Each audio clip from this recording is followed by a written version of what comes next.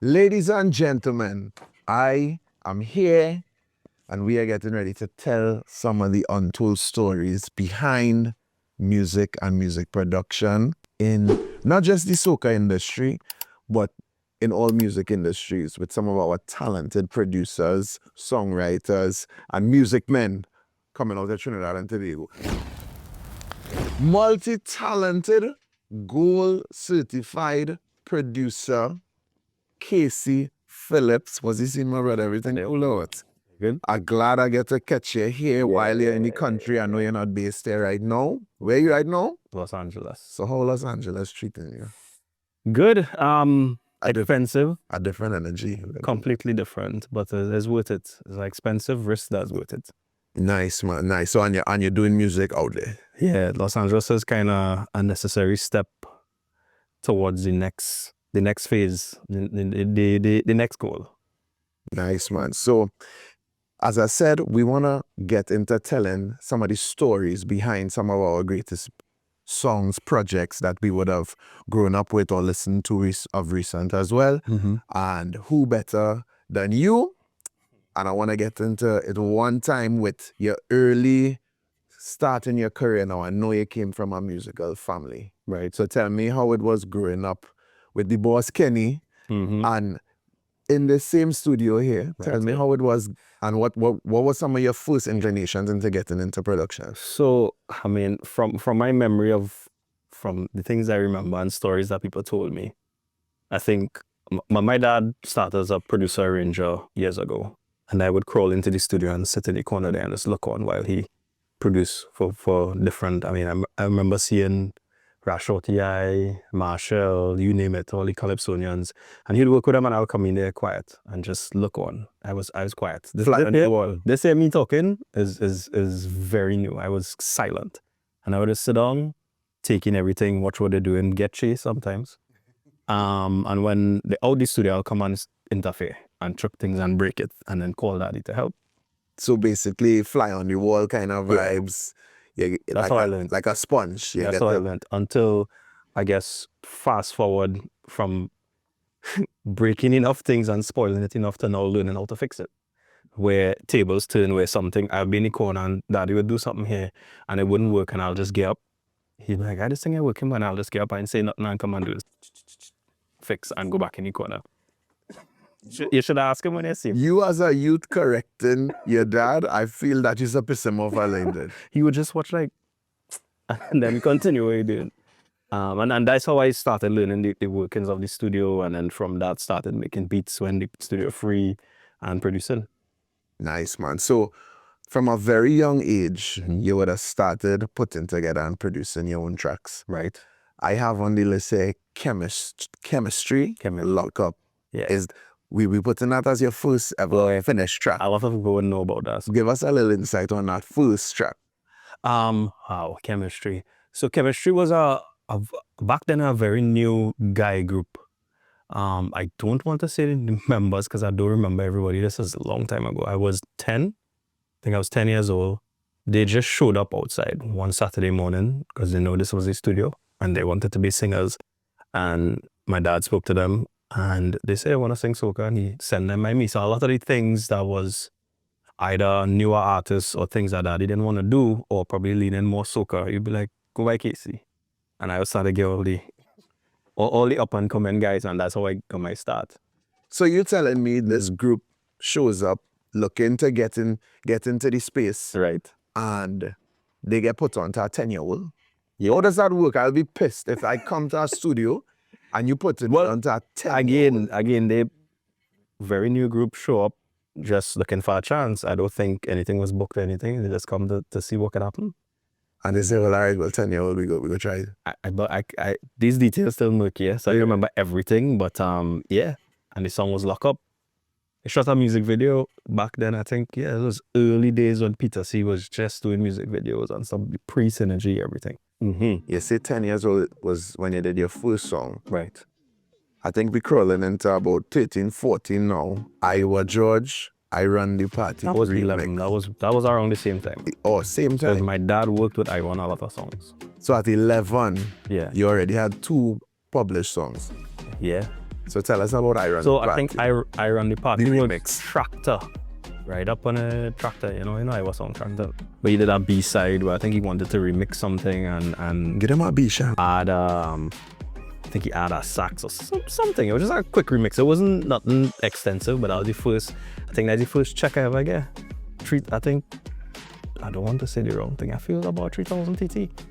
First check I ever see in my life as a youth. I say, Nah, them times would I for me and see the money, as I know you get your parents and God knows where it gone. But yeah, well, I mean, studio rented spaces a lot, you know. You have to share somebody does. And then from there now, this is the one that I keep bringing up, the Trample Riddim. And that rhythm, which I went and did a little bit of research and realized it's 49 artists on the rhythm. yeah, 50.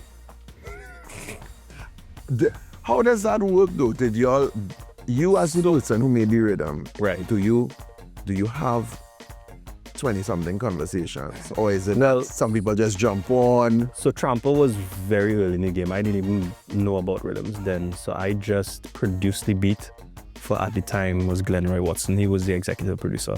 Produced it for him and he handled all the artists and The distribution. Yeah. Okay.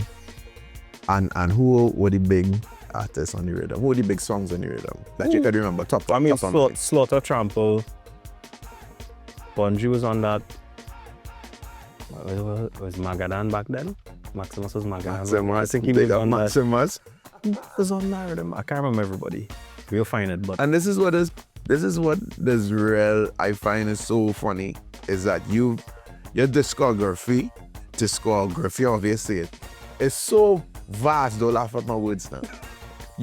We talking about rhythms and you not even remember some of these. This long time, dog. That's crazy because I personally find that is one of the Trample- coming out at that time that was a big deal. Trample was solid. I think my dad helped me with our mix back then too, because that was my early days. I couldn't even mix then.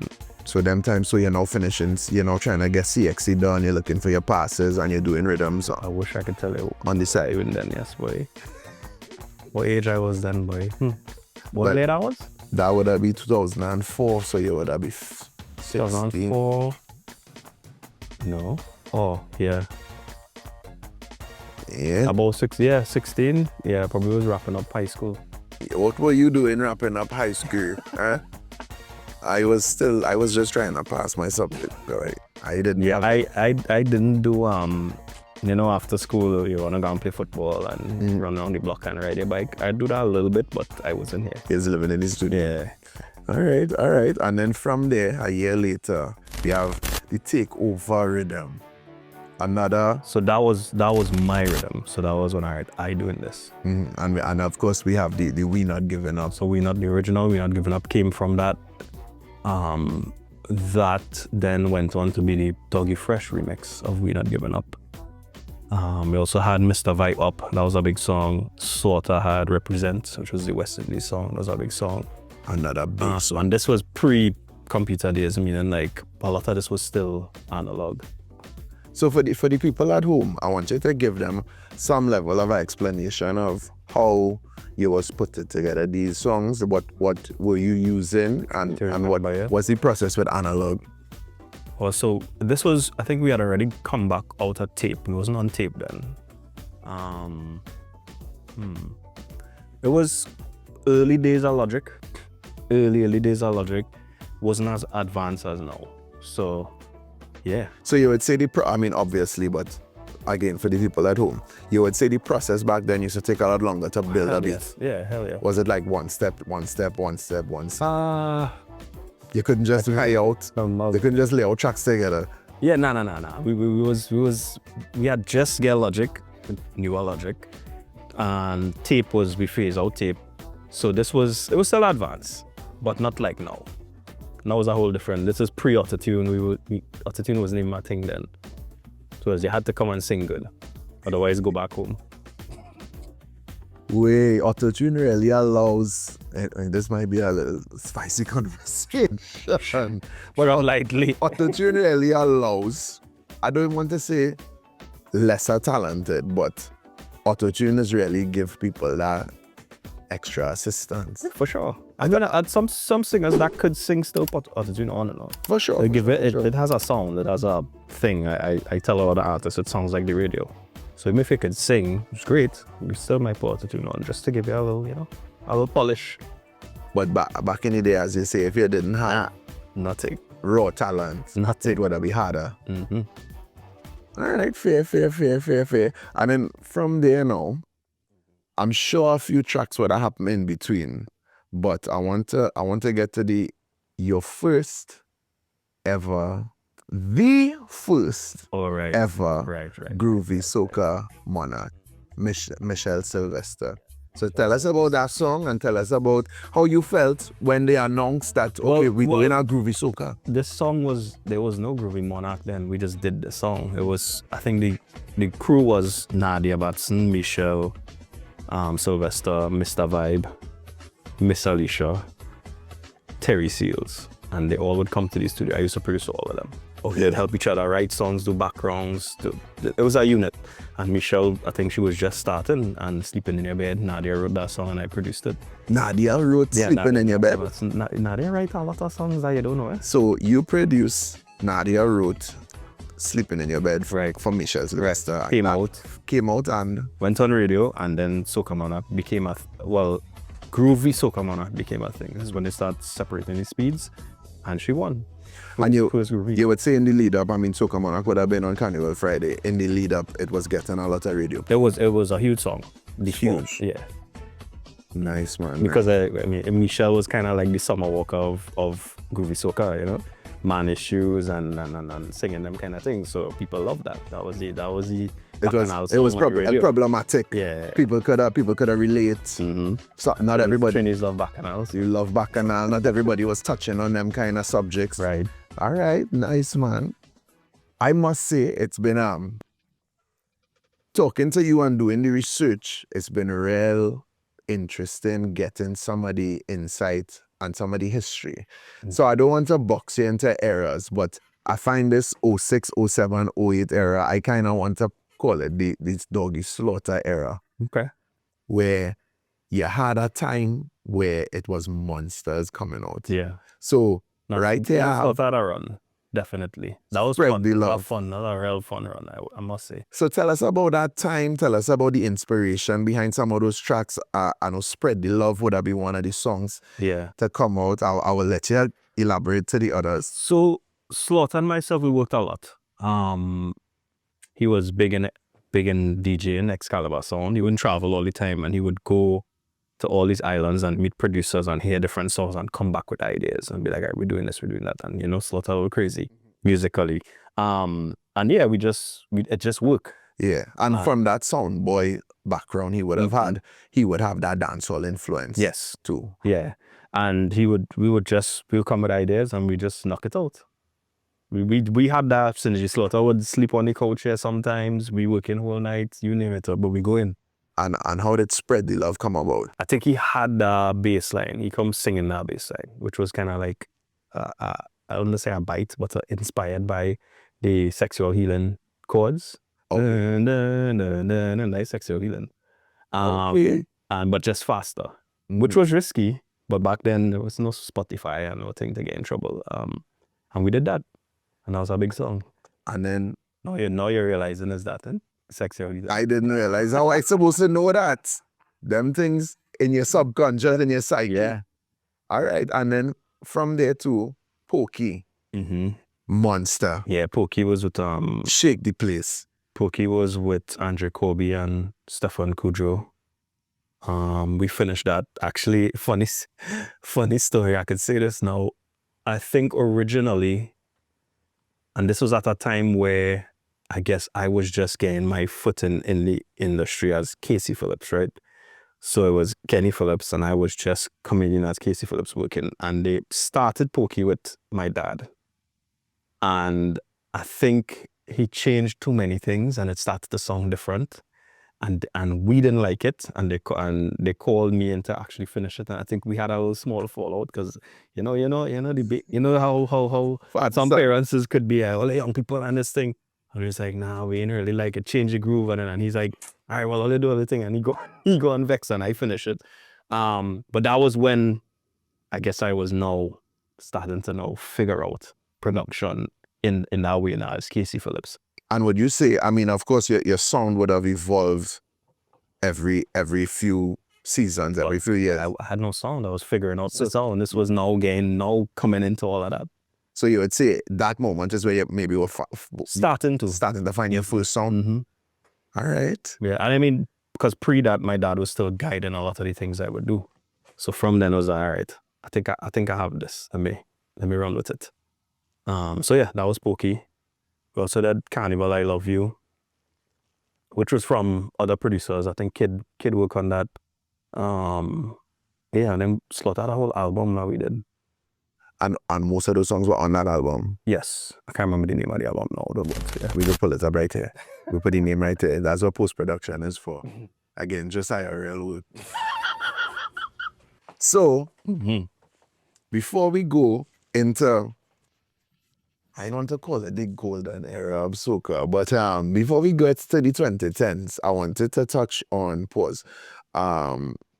so I wanted to discuss some of your projects outside of soca. Right. Now, I just find out today that you did the Kes and Tessanne Lovin' You collab, which I put in the Caribbean as a mega hit. Yeah. And I am sure plenty of people don't know Precision Productions did that song. So I want you to tell me how that came about and give me the little insight behind it. Give me the gems. So I think back then I'd be working with Kes a lot. We also did Stalker. I don't know if you remember Kes Stalker. The rock song? Yeah, we did Stalker. Kes would have been here a lot, and I think we traveled together to go and do a song with Tessanne. And literally this was early Kes. Kes still young. We stayed in the same room and we was like, we're gonna see Tessanne tomorrow in the hotel. We was like, all right, what we gonna do? We take out the laptop and we just figure out a little thing. He sing a melody and we went with her with this idea. And in our house, and we said, this is what we have, right there on the spot. I said, all right, cool. Let me go in the studio, get some live drums, get guitar and bass, I think. I can't remember the musicians, but this was legendary reggae men. And they put down the authentic stuff and they figured out the writing they figured out the writing at our house. And we just went in to produce the song with the band members. And you would have done live band productions before? Enough to be able to know how to guide them and structure a song and stuff like that. And yeah, that's how that song came about. How long from start to finish it took to get the final product for that? Ooh, I don't remember now, but I think we couldn't be in Jamaica for more than 4 or 5 days maybe. And you left Jamaica with the final? Not fully final, but we had the music played from the drummer, the bass. Well, drum and bass went down together. And I had a idea that we do come back here, add some more stuff. I think guitar, keys, synths, whatever. Kes would have done. Tessanne did have vocals in Jamaica. Kes may have done some vocals here. And then we finish it off afterwards. Nice. So that's your reggae hit. Yeah. That's the one reggae hit. Yeah. That you could think of, right? I can remember, yeah. I feel we go remember something when the episode done, we had to come back for part 2. And then you would have done some gospel music as well with Positive. Yes. Legendary. So while all that was going on, I was doing a lot of gospel songs because they were still doing soca gospel, right? Which was the same thing like what we're doing on the soca side. So yeah, I do a lot of stuff with Positive. A lot of work with their Panted Productions. My boy Ruel. Ruel was, so funny story. Ruel was actually I'm going to get in trouble for this, bro. He'll call me. But Ruel did a lot of gospel. He was in the church heavy, but he was my keyboardist. All the musicians I used were churchmen, right? And I could segue to this story. I might be jumping the list. Yeah. But I would do a lot of gospel songs on that side. Ruel did, I think, Mark, Isaac, Sweeter, Positive, Nathaniel. We did a lot of that. But we also did Bottle of Rum.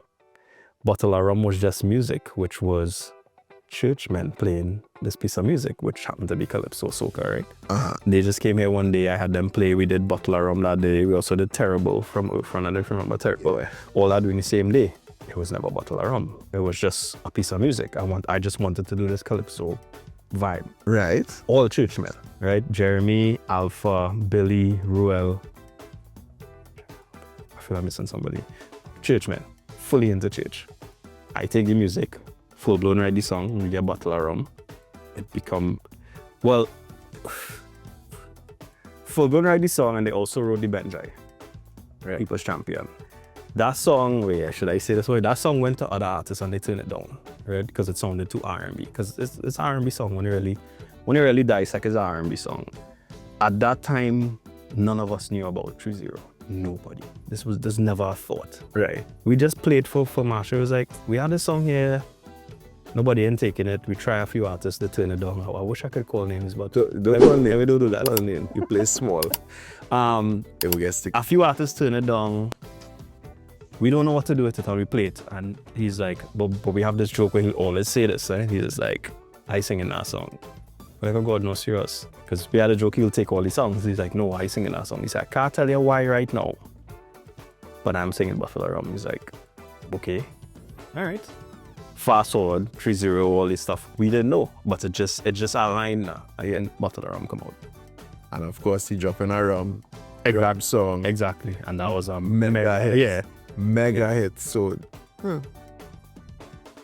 it's be so interesting because you know the industry just small now. Is one I always hear about artists passing up on certain songs that is then go on to be hits. And they saw me after and they said, boy, like, you know how they freaking I didn't understand this song then, boy, but wait, every time I hear that song now I feel a pain in my belly. That had to haunt you, boy.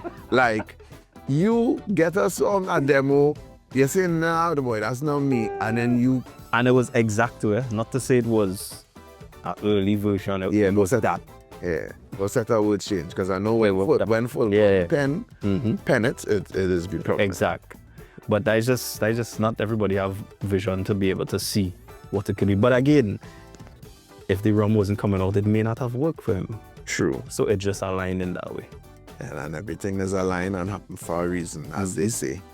So I like that you segued into this era here, because now I want to discuss what some will say arguably might be the sweetest era of soca music. That early 2010s. And I want to start with a legendary groovy rhythm, the Antilles Riddim. Ah, boy. And I know this Antilles was a game changer. I know the Antilles is your baby. So tell us about how the Antilles Riddim came about. Antilles, boy. So, where that was? 2013? 12 into 13. Yeah. So in 2010, I took a year off. I was in LA doing an internship on the Dre and Vidal with Nikolai. And we didn't do any soca. We didn't produce any set of soca because we was focusing on that. And pre-internship, as we just talked about, Slaughter will come to the studio with a song. Somebody will come with their song written. I had this idea, boy, that we produce it on the spot. Post-internship, that changed. So what I learned being there was producers produce beats, then writers come to the session and write songs. And then artists come to the studio and we play these songs for them and they choose the songs. I like this one, cool. Pull up the files, we gonna cut it now.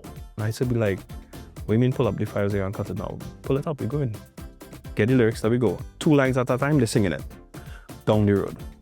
But what it taught me was that everybody was a professional at what they did. Producers produce, writers write, artists come and sing. And I was amazed by that because like, so you're not learning this song? No, pull it up, let's go. So how would you say it was done in the soca space before?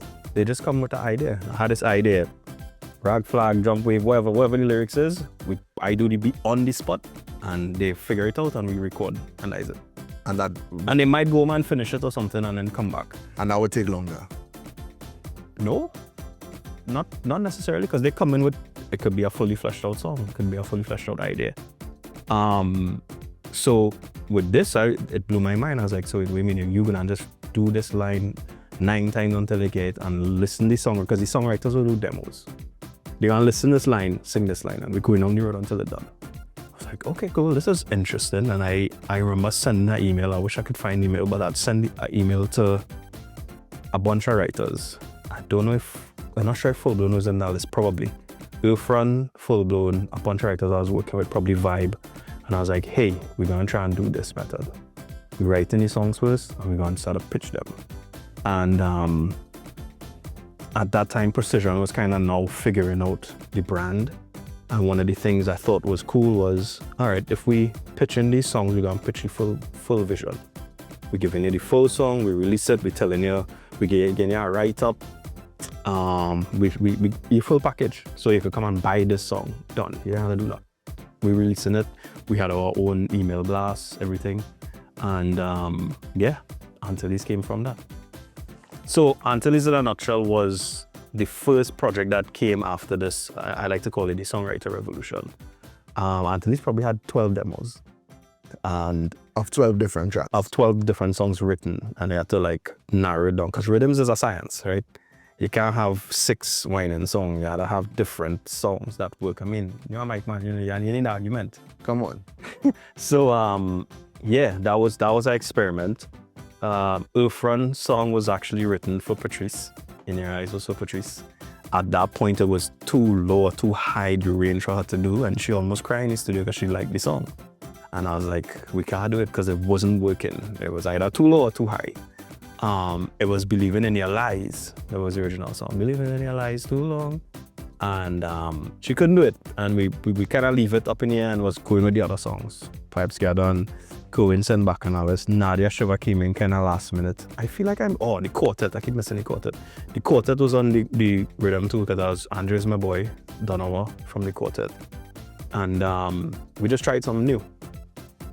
And just down to the end, I was like, well, Earthrun boy, can't get nobody to sing this now. Let me go with it just so. I say, but I feel I should say eyes instead of lies. It kind of open the concept up and move away from the bacchanal thing and kind of make it more universal. It's, all right, cool.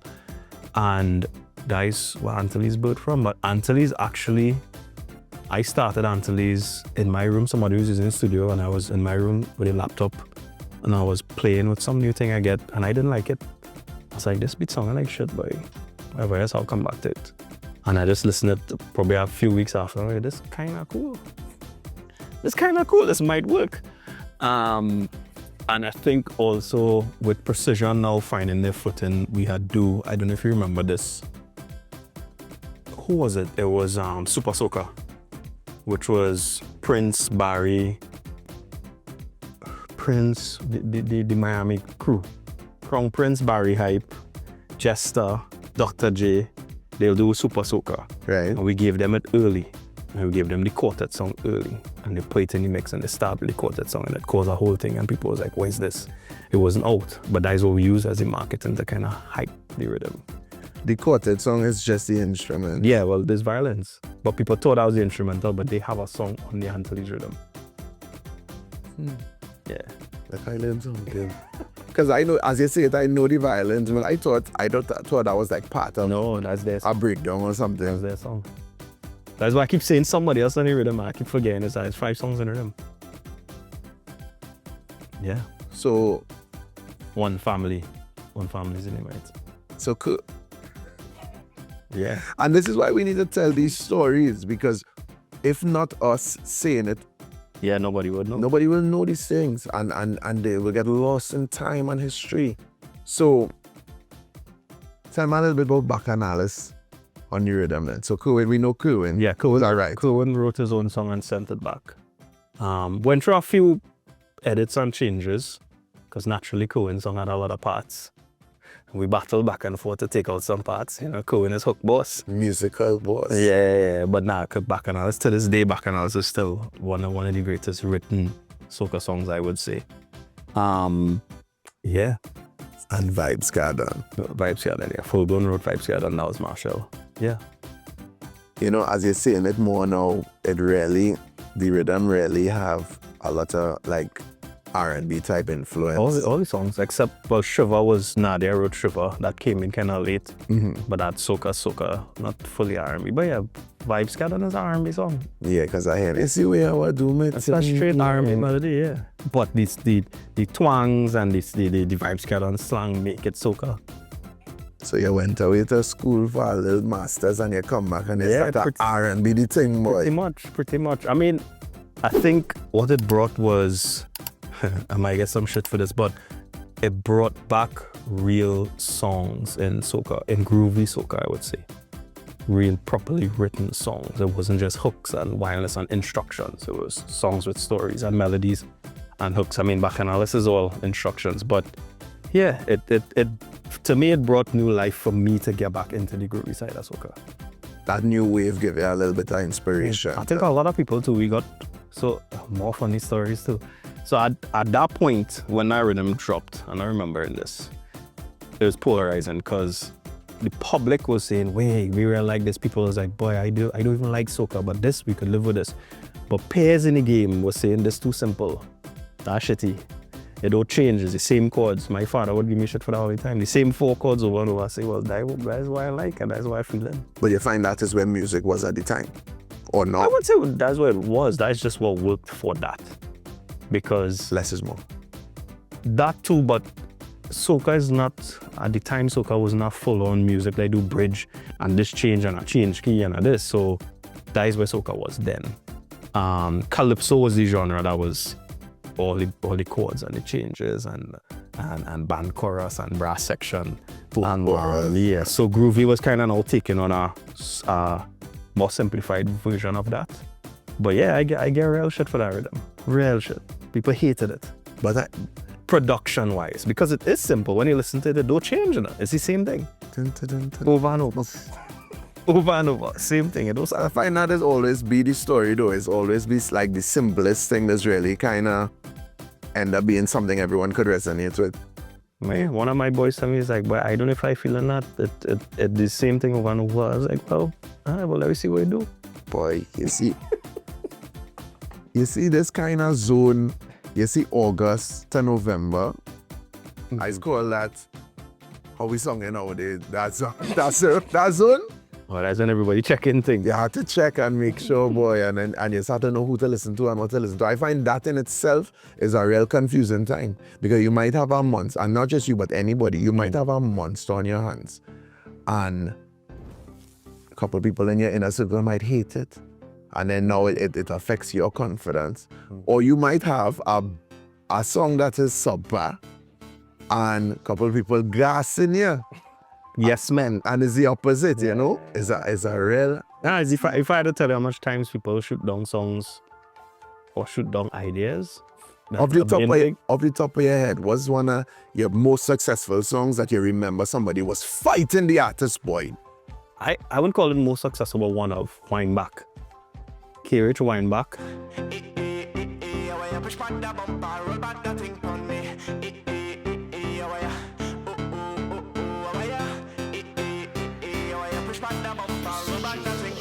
I wish I could call names. I remember a DJ tweet about this, and I petty, so I still had the tweet. And I wait till it get big. But he tweet about it and say, nah boy, K-Rich, that song is shit. But he with 2 DJs, and next one to he tell me about that distortion thing in the vocal, because it was risky, yeah? Don't get me wrong, it was risky. It was like, he was experimental. Yeah, very, very experimental. It wasn't really fully soca. His voice was distorted, nobody was really doing that in soca, so it was like, they didn't know what to think of it. And a DJ told me that, but I know what I K-Rich now, boy, something wrong. So, all right, well, we try nothing. The other DJ tweet and said that K-Rich is trash. All right, cool. And again, I petty, so when it get big, I reminded him. Ladies and gentlemen, if you stay petty, you don't have to get petty. You be petty all the time. But I like those stories. I like when you could prove. It's like, you have to be able to see a vision through. If you don't believe in it, then nobody else can believe in it. So. And you see, that 2-3 years, K-Rich had a kind of run to it. It was a lot going on. Big up K-Rich and the team. So, coming out of that time frame, well, staying in that time frame, 2014, another, I am saying a legendary rhythm, the Sando Riddim. Patrice Roberts, GBM and Jaiga, Preedy, Isaac Blackman, Machel Montano, some fella named Machel, some guy named Machel and Fabanapi. Give me some insight on the Sando Riddim. Was it produced in San Fernando? Well, I'm from San Fernando. Actually, that's what 2014. Sando Riddim was old. That was done in 2011, and just sit down there. And you sit on your Yeah, that was for somebody else. I think I did that while I was in LA actually, and yeah, same thing again.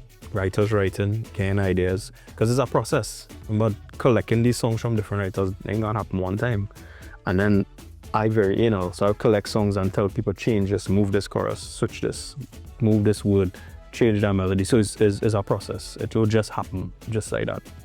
And yeah, I think I always struggled with rhythm names.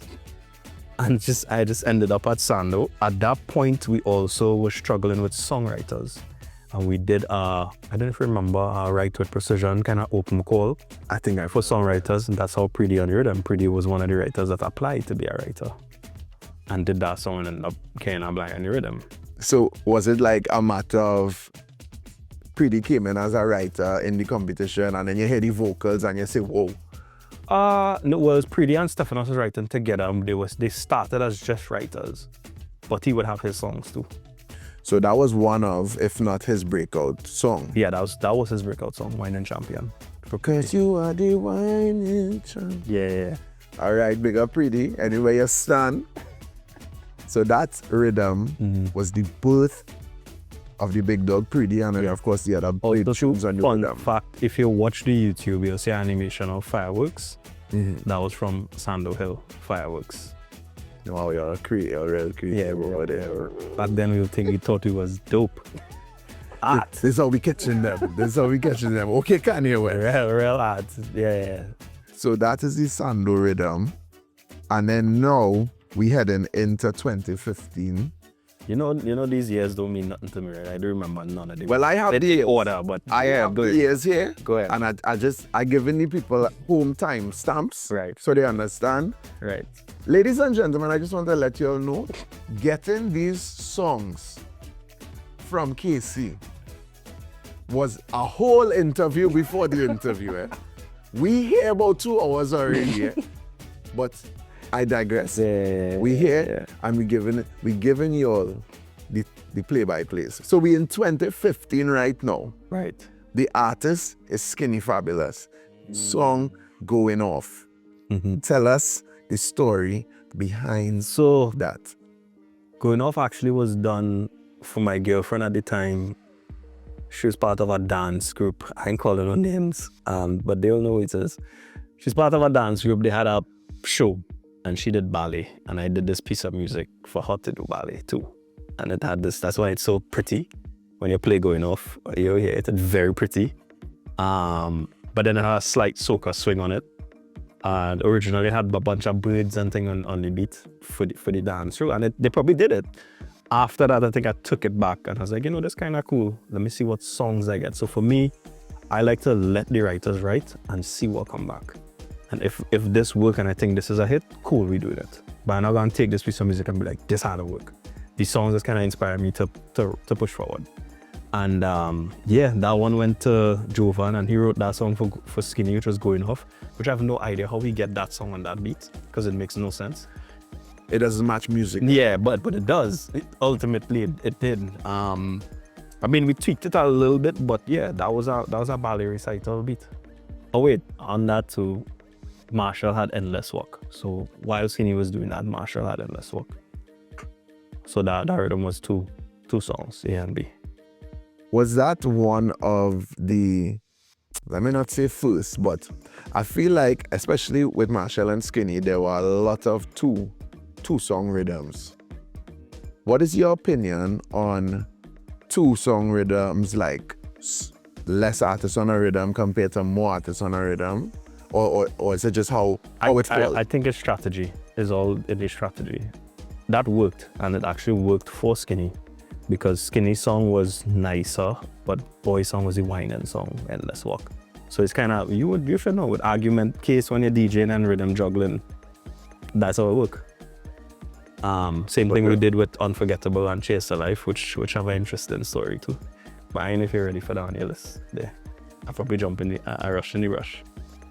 I don't like to box it into times and eras, because you're a timeless producer. But we have to talk, we have to discuss the Machel Montano Precision Productions run of the 2010s. I don't even know where to start with it. It had titles in it. It had a road match in it. It had some so bottle much in it. Yeah, can I get the bottle? So we spoke about bottle of rum. We spoke about endless walk. Right. Advantage is what I have first on the list here. Mm-hmm. Oh yeah, Advantage have a story, boy. I don't remember. So Advantage came in from Machel and Kitch. Right. Colonel Roberts. And they had the raw shell. Colonel was write the song and do the raw shell. I'll record Machel vocals and then in that tweak stuff, add things. I remember Advantage, if I don't want to be wrong. We did 4 nights non-stop, 11 hours. And on the end of the 4th night, it went straight to radio. Right? Colonel, me, Machel, from demo, record his vocals, which is a whole science by itself. But adding things, editing, we did that 4, and as soon as our last, I think we finished like 10 or 11 in the morning, straight to radio. I don't know how it sung, I don't know how it mixed, I don't know nothing sung straight to radio, because we was out of time. He was running late. And it's so funny, we know he was gonna come back to it to fix it because we tired, it might sound like shit. And we tried to fix it. If you go on YouTube now, you'll see Advantage have leaked in brackets. I don't know if you remember that. You'll see it. Okay. Because it never mixed. I'll go on. Yeah, it never mixed. And we tried to fix the mix, and when we went back to it, it sounded like nonsense. And we just leave it. Yeah, that's so, I remember that one. The version that out is a leak version. Well, we call it leak because it was kind of like, we just need to put it out. The finished version is out as well. No, that is the finished version. We never fixed it. We tried to and it didn't sound good. Okay, so from Advantage, we're not going in chronological order, but Mr. Fete now. Tell me how Mr. Fete would have come about. So I actually start Mr. Fete. I used to get these random bursts of energy, 4 or 5 in the morning. I knocked it out.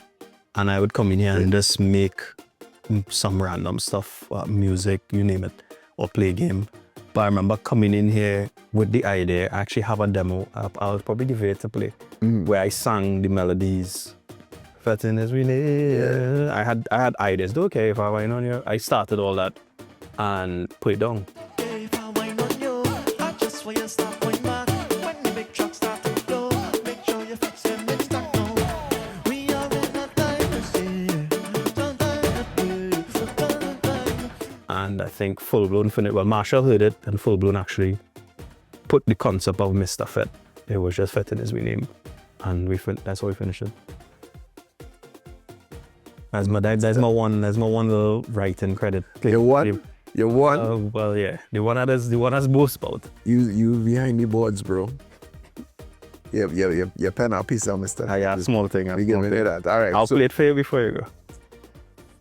Next, a song that touched the hearts of the masses, in particular the Juve lovers. This one going on Fugger, please. Ooh. Yeah, boy.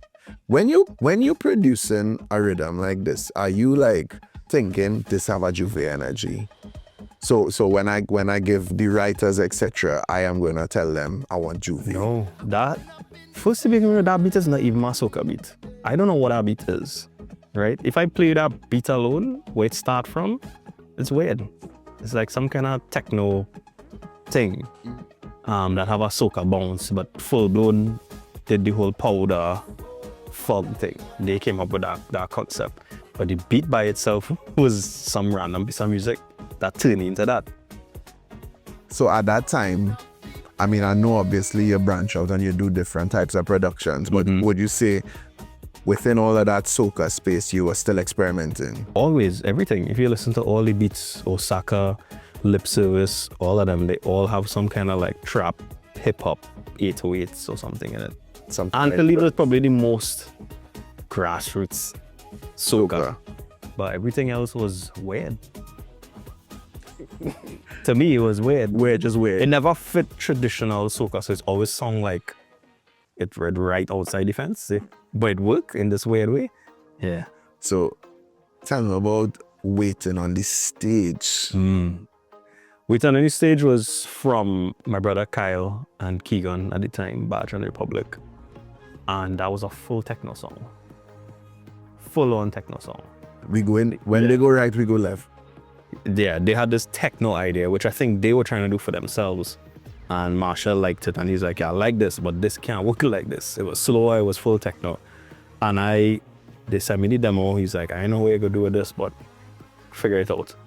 And I like to live with songs, drive with it, not sleep with it, but you know what I mean? Go to sleep listening to the demo, playing in the background, wake up listening to the demo, drive around LA listening to the demo, and I was like, I had to figure this out, and one day just click, because you had to immerse yourself in the song. Yeah. I'm gonna learn this song, I'm gonna learn all the parts, I'm gonna know everything, and one day just click, all right, this is what I got to do. And that's what it turned into that. I think I'll play it for you, from what it was to What where it the turned version to what it Yeah. had, what it ended. But the original started from Kyle and Keegan. That's Badge and Republic. And it was techno. It's still techno, but it's just a little more. House energy. It's just a little more soca now, power. Tell me about Like on a trivia game, you know. Tell me about your time now. Tell me about your time now. Your time now was kind of wild actually. That was, how to say this? I had the least involvement in that Machel song because I was not here. I don't think I was around. Yeah, I didn't even record those vocals. It was a beat I heard from Adigan, and it had vibes. And we sent it to Teddy, and Teddy wrote the song. Boy, like it, he cut it and it come out in no time. It was like blisteringly quick. It was a vibe. I don't think, actually, fun fact, and there's a good clip, but I didn't produce anything on that beat. But I orchestrate it, and by definition, that's a producer. So when you say you didn't produce, I didn't play anything on that beat. So who played? Adigan produced the original beat. And you orchestrated. Mm-hmm. And it came out under Precision Production. Yeah, well, produced by Precision and Adigan. Okay, all right. DJ Khaled thing. Yeah, DJ Khaled thing, boy. I ain't have you as a DJ Khaled day, boy. So, I want you to tell me about an interesting production now, Remedy, Mm. and the little bit of hip hop influences and things that you would have had, and where that trainer thought would have come from. I feel like that is that for in your LA mind space as well. For sure. Remedy was an experiment. I called Vibe and I was like, we just gonna try and do something. We're trying something. So when it come out, it come out. So is it that you in LA and you going out to like? No, I was here. Okay. That happened here, but I was back and forth. Yeah. So are there like international or hip hop producers that you draw some level of inspiration from? From young, all the Timberlands, Ryan Leslie, Pharrell, I would sample instrumentals and take the samples and make soca out of it. Kick Weinbach was that. A mix up of seeking things, yeah.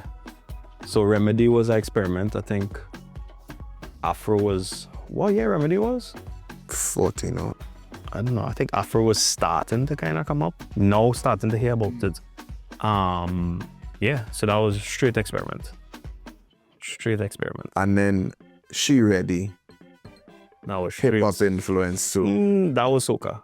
That was okay. Full on soca. Yeah. And Shameless. Well, She Ready, Josiah. So met Josiah as a songwriter. He was 16 or 17, writing R&B. And his cousin was like, yo, my cousin is write songs, listen to this, I listen to it. I'm like, hey, cool. And I say, you ever write soca? He's like, no, I never write it. So try some on this beat. Full song, She Ready. 17 years old. Big up Josiah. Anyway, you stand, your first song, 17 years old, you run out with a monster. Yeah. Is the one you know say? Shameless. Yeah. That came out of the Preedy camp from being part of the chosen in the competition as a writer. Preedy write Okay. and stuff and that's right, Shameless. Big up Preedy again. Hits. 2019 now. Mm-hmm. Coming up the line. Yeah, we coming up the road now. This is modern age precision time now. 2019. Patrice Roberts, the 10 times over rhythm. I find that iconic as an iconic rhythm as well. Tell us where, I feel like as a producer, we said it already, you go through different phases and stages. 2019 now, tell me where your mind is. Fully in LA. Started to come on less and less. You could hear the hip hop influence in that a lot. You could hear the foreign You're influence in just that. trapping on the place. Yeah, that was full on bass. Because I think somewhere in the years I started to add more bass because I used to find soca was light and trap used to beat us up. Like in a club. And it's So I a was club like, and you alright. hear the difference. I was like, all right, time to bass us down. Because Antilles to me, this bother me because it's light. Antilles like paper. So 10 times over I have bass. And yeah, just went that route. Problem Child wrote Into You. He also on the rhythm. Josiah wrote Daytime Party for Kimber. And that was 10 times over. Yeah. Nah, that Patrice was huge. Yeah, I remember that one. And then same year, the Osaka Riddim. You had a nice 2019, boy. Osaka Riddim. Well, you know what's funny? It's very hard to come back after Antilles. And I don't think we talk about those things a lot. Remember, every year we had a beat what we do. Yeah, How do because you it's a beat competitive. Mr. Fete, Antilles, and Fog? Bottle of rum. How do you even come back to beat those songs? Do you ever go into production mode for a season and, as you say, feeling somewhat like, I mean, suffering from success, like defeated, like how am I gonna do this? And then you get I like wouldn't say hesitation. I wouldn't say defeated, but you had to reinvent. Every year you had to reinvent in some way. And some years we failed, some years we did great. I mean, I say fail loosely, but it's hard, especially in soca because it will reset now. So 10 times over in Osaka was a great feat because it felt like, all right, we kind of get back close. You can never get as big as Antilles, Bottle and Fog stuff. That's untouchable, but it's like, all right, we close. We get close. Which to me is an accomplishment in itself. And well, as you said too, those rhythms would have evolved in terms of having those bass lines and those heavy For sure. drums. Osaka was for sure, yeah. Osaka was done on a flight. I had no Wi-Fi and I was limited with what I could do. And I remember just pulling random samples on the hard drive. I just had to find things. So I couldn't go on Splice, I couldn't do other things. And however that rhythm was built on that day, it stayed to that day. How long was that flight? If I was them days, I think it was Atlanta flight. It was probably about 4 or 5. 4 or 5 hours. So Yeah, but them beats will take long, you know. So- hour max. that entire Osaka, the rhythm was produced On the flight. in a flight, On headphones. and nothing was changed after. Wow. I tried to go back and be like, does this need more? I was like, nah, this good, just so leave it. I just usually just sleep on flights, you know. I mean, I sleep too, but that was the days I was Let me just put together this amazing rhythm here, start to finish. Send. Yeah, no, Osaka was vibes. You know why the name Osaka? So at that time, Personal was the first song, which was 5-star Akio. Kit and Daryl Jervey did that song. And Akil was going to Japan for, I guess, a tour or run or something. And he was there, he shot the video for it one time because he had already sang the song. And it just made sense. We had this video shot in Japan, we have visuals. Run with it. Osaka. That was a bad video too. Exactly. So just really run with it. And Personal was supposed to be the big song. Alive and Well ended up being the big song. The Creeper. No, Cohen ended up being the creeper. Cohen was nowhere on the radar when we do that. Right for somebody. And all of a sudden, by time Brainwash was going on, I was saying, I'd be right for you. I was like, oh, I guess it's big. That song just started to pick up. But that's the beauty of I rhythm. find all the songs on the rhythm band. That's the beauty of rhythms. That you never know what could work when. And you never know what might peak and valley at certain times. Yep. That is crazy. Wait, I now putting together all them things on Osaka Riddim for real, you know. Personal had the video. Voice, you remember Voice thing was he had the visuals with the choir, because that was with Bishop Anstey and SOE. The thing was SOE was going on, and if the choir girl didn't go home or some kind of thing, 2019 is the 20. drama was happening. And yeah, Alive and Well was one of the big songs. Cohen's song was never intended to be, but Cohen is Cohen. All of a sudden I see that song shelling. So Nah. okay. It's the top. Yeah, I may not be sugar. right for you, Sugar. but Yeah. you're right for boy. All them things is by design. You see, when we're doing rhythms, you have to know how this going to work. How it go juggle. Yeah. So you always be thinking about the DJs then. Well, But yeah, a DJ had to play it. You're right. A DJ had to play You're it. right. That is why Bacchanal have that trigger in the top. Bacchanal. They could have started from the start. Yeah. By putting it in the top. That is the trigger. All of them little thoughts just go into it, boy. Have to. That's the things that we need to know, boy. Have to. It's science. It's all science. And all right, so in this modern day precision, Preedy, Yuh Bad. So now I find knowing this now, I find it interesting to know that I don't want to say your boss Preedy, but you were an integral part of one of his first big hits. Yeah. So I guess you and Preedy would have had a good relationship. For sure. 2020 now, Yuh Bad. How did that come about? So You in LA? Yuh Bad. Been living there, but I was coming back to work. Okay. What was happening was, and I could say this now, it was the Denry run. Trinidad was getting demolished by St. Lucia and Soca. Demolished. Moto stuff was cleaning all of us up. Not only that it was big, but it was heavy. Right? Yeah. And them drums used to slap. It may not be the best mix, it may not be the greatest thing, but when it come on a truck, it used to make everybody think something small. I was like, I'm not going through that. So Yuh Bad was purposely designed to be ignorant. And that's why it's sung in borderline distorted. It have energy, it have vibes, but it sounds very groundsy. Because it's designed like that. It have a kind of rugged finish. And Preedy was here while I was building it. The voices in the top was just being ignorant. It's always so interesting that Preedy arguably is one of the strongest vocalists, but a lot of his big hits, well, a few of them at least. He's not singing. He's not singing, but is rapping and chanting and the verses was trapped. All the verses is trapped. Drop it, Danny. Like that's Migos full. That's trap, mumble rap. That's crazy. And that time, so Migos and them running the place. So we had to be smart. He was like, all right, we can't take all these licks from Denry. Yeah. We need to come smart. We need to figure this out. And that's what happened. I remember, again, you know me, I petty. A man say, but I don't like that song, that part with more. Turn around and send a kiss or something. He's like, well, I don't like that in this song. I was like, all right, dog. Cool. Let live. His song went on to be a monster. That is, boy, that feedback will make or break you. Oh, nah, if I listen to everything anybody tell me, I'd never release any song. So sometimes you just had to trust the intuition and go with it. Not everybody will like everything. That is part of it, boy, and everything. Exactly. Everybody can't like everything. Too, some people wouldn't like certain songs in different moods and different modes. If it play in a certain party or in a certain thing or a certain TikTok attached to it, all of a sudden you love a song. That changed the perception, right? That happened to Preedy song.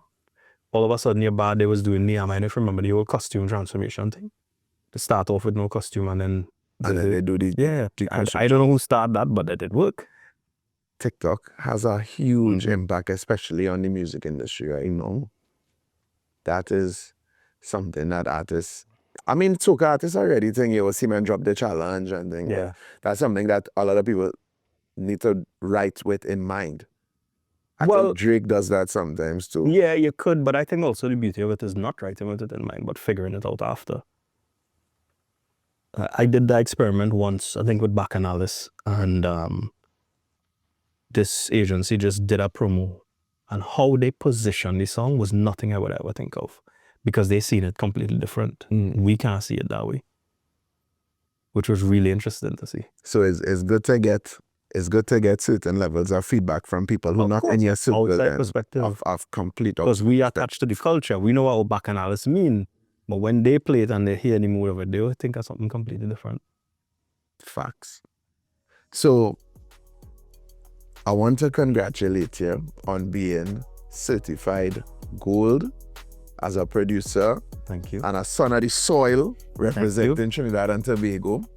How has the journey, we've mentioned it a lot in the conversation with you being in LA and back and forth. How has the journey been in LA, and how did the Ciara Chris Brown collab, How We Roll, which is gold certified, if you didn't hear me say it 3 times already, how did that come about? And mentally, I know you did a lot of soca with hip hop influence, but Yeah. was it hard doing straight hip hop So R&B? that's why now I always did hip hop and R&B stuff growing up as a quiet thing. Soca was the main thing. I always did hip hop stuff. But there came a point, I think, with the last 4 years where I had to switch because I can't do both. It's almost like left brain, right brain. Okay. So I can't do soca because soca is consumer because you have to do so much to reinvent every year and then chase songs and run down artists and then soca monarch and all of this. And to do that and do this, I can do it. Probably somebody else could, but for me, it couldn't work. And I had to say, all right, soca, in order for me to be able to figure out this next goal and take this to where it need to go, we had to get a rest. Yeah, take a little rest for now. Still involved, but I don't produce it as much. So you're in the hip hop mind frame. Yes. And how does one go about getting a track with Ciara and Chris Brown? So for me who trying something at home now.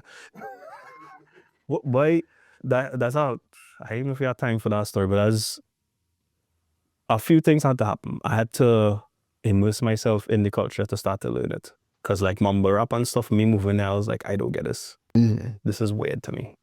But spend a few months and years in LA and like, oh shit, this hard. Cause you had to understand it. And you had to feel the pulse. How that happened was my boy Tyron and his brother Timo from our city. And this goes back to Chase to Life. Chase to Life actually caused how we wrote to happen. Right? That might make sense, right? It gonna sound like craziness. Listen. So our city, Rock City, and if you're familiar with Rock City, For sure. Tyron and Timo, shout out Ray as well. They're artists, but they're writers, really big writers. They're also artists. They usually remix songs in their VI accent. So they did like a Amelie remix and stuff, and it's huge in VI. They're huge in VI. And they will do soca songs every now and again. And they heard Chase to Life. And it's like, hey, we want to remix this song. And they contacted one of my boys, Jamal, and he's like, yo, our city want to remix Chase to Life. But they don't know that I studied in our city since however long, right?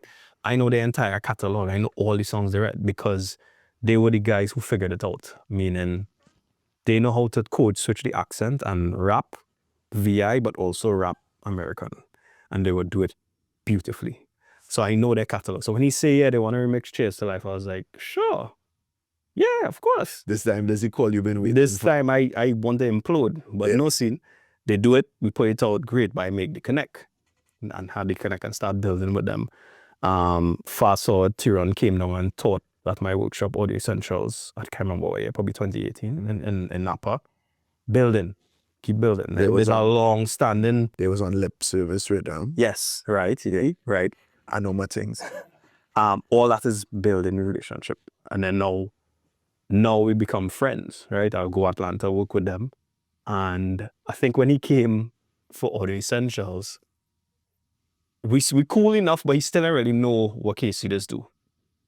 And while he on the panel, people messaged him like, yo, you feel like I could ask Kasey if I can go on a rhythm? And he's like, what does do? Why people keep asking me? Because he didn't really know the full soap hip hop. It's like, why people keep asking me about you going on rhythm and things? He's like, what you doing? I was like, Tyron, I know you probably don't know him, but kind of a big deal in Trinidad. I know you're bigger, but so you laugh, you say, oh, well, I'm not realizing. But anyhow, so fast forward, I used to still sing in his ears, yo, yeah, I do soca, but I really want to do hip hop and stuff. He'd be like, oh shit, I didn't know that. All right, cool. And I think he got the opportunity to executive produce Ciara's album and sent a bunch of us who in his team a text, hey, I'm going in with Ciara November or December or something for 2 weeks, send me tracks. And it was so funny. I was here at the time with my son and I was in full daddy mode, but I get a text. Yeah. I in full daddy mode and I was like, all right, I had to make a decision. It's like, okay, cool. I had to wake up to drop my son to daycare 7 o'clock in the morning. We had to figure this out because I had a deadline. He said going in, I can't remember what, November 20-something or something. And I was like, all right, we gonna figure this out. I call a few of my boys, Jay, Dwight, producers, I call it, send me stuff. And every night I would come down here and finish beats. I had no beats to send him. By the time I was done, I sent a folder of 40-something beats. And I left Trinidad saying, Kasey, all you need is one song on the Ciara album. That is all we're aiming for. And I was not sleeping. I was dropping my son to daycare, coming back home, sleeping, waking up to pick him up at 4, daycare finish, play with him, getting ready for bed, come back in the studio. 40-something beats. I don't know where they come from. And I leave on the plane, I was like, all right, I just need one song on the Ciara. It take 3 years, but fast forward, I end up with 5 on the EP. And How We Roll was 1.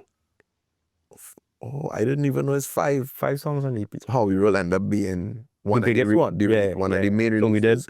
How We Roll, Forever with Lil Baby, Winning. What, I can't remember the songs. Ooh, I can't remember all. But 5, sorry. I can't remember all that now. But yeah, that's how that happened. And you're certified gold. The song is certified gold on the album. No, the song. Big up Ciara, man. So long story short, that happened because of our city and Tyrone and Timor. And big up our city and the entire sure. team. Kasey, my brother, I want to say thank you so much for your time. Of course. I couldn't ask for more insight and stories as we try to tell some of these stories to the music lovers and the soca lovers who may not get a chance to hear these things. So thank you so much for your time. Sure, We thank you. appreciate it. Lastly, I want to ask, do you have any advice for the young upcoming producers who want to better their craft, want to work with certain people? Mm-hmm. I always stick to the same thing I say, which is master your craft. Meaning, whatever you're trying to do, be it graphics, video, production, music, master your craft in that. If you want to be a producer and you're using Fruity Loops or you're using Ableton, do a course in Ableton, get certified in it. If you're being a graphic artist, learn Photoshop. But when I say learn it, like get certified in it, go and learn it from Adobe directly. I've seen too many producers who know software just enough to get by, and they'll come and be like, yeah, I do this thing. And I don't really know what our button is do, but you're using this every day, you're watching this software, and you don't know what our button is doing. Come now, man. So master your craft. For producers, learn music theory. Even if it's a basic understanding. Learn some form of music theory in an instrument. Good. All right. I appreciate that. Thank you for the insight. Thank you for the advice, and thank you for the stories, the memories. And we appreciate it. Kasey, Precision team. Yes, sir. Respect. And we'll see you all in the next one. Mm-hmm.